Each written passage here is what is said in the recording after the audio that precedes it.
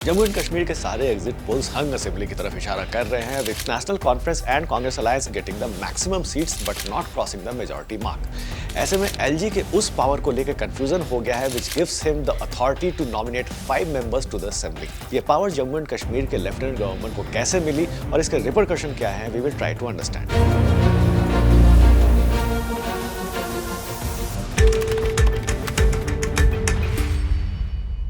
2019 में central government ने article 370 remove करने और जम्मू एंड कश्मीर का स्पेशल स्टेटस को स्क्रैप करने के साथ साथ पार्लियामेंट में जे.एंड.के रीऑर्गेनाइजेशन एक्ट पास किया था, जिससे एलजी को यह पावर दिया गया था कि वो 2 मेंबर्स को असेंबली में नॉमिनेट कर सकते हैं to give representation to women. फिर 2023 में इस एक्ट में फर्दर अमेंडमेंट्स किया गया और एलजी को 3 और मेंबर्स नॉमिनेट करने का पावर मिल गया, मतलब टोटल 5 मेंबर्स एलजी नॉमिनेट कर सकते हैं। 2023 में जो 3 एडिशनल नॉमिनेशन का पावर मिला उसमें कंडीशन था कि 3 में से 2 कश्मीरी माइग्रेंट्स होने चाहिए, जिसमें एक विमेन हो और रिमेनिंग एक ऐसा व्यक्ति हो जो पाकिस्तान ऑक्युपाइड कश्मीर से डिस्प्लेस होकर यहाँ आया हो।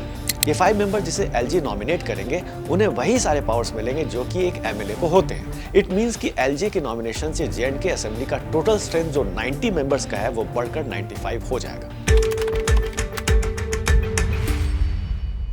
अपोजिशन लीडर्स का कहना है कि LG should nominate 5 members based on advice of council of minister, जो कि रिजल्ट के बाद ओथ लेंगे।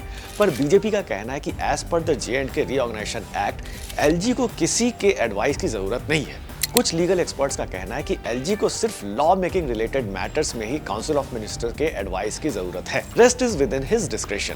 एंड इस केस में nomination to J and K assembly is not within the power of competence of elected assembly, मतलब LG has the discretion to nominate members without others advice. J and K assembly Puducherry assembly के around modelled है, वहां भी LG को assembly में members nominate करने का power है। 2017 में वहां की एलजी किरण बेदी ने बिना किसी काउंसिल ऑफ मिनिस्टर के एडवाइस के 2 लोग को नॉमिनेट किया था। इस डिसीजन को कोर्ट में चैलेंज किया गया था, बट कोर्ट ने बेदी के फेवर में वर्डिक्ट दिया था।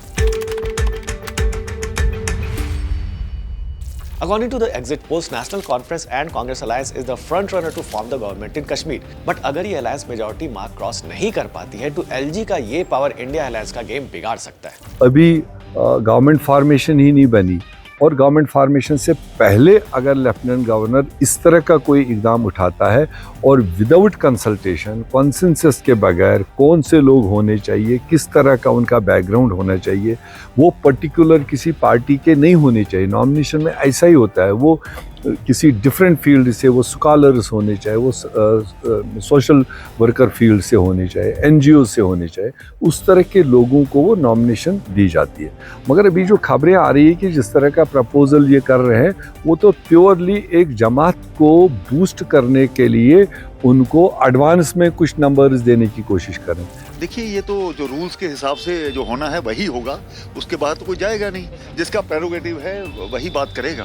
तो मुझे लगता है ना तो इसका भारतीय जनता पार्टी से कोई लेना देना है, कौन नॉमिनेट होंगे, ये तो बात की बात है।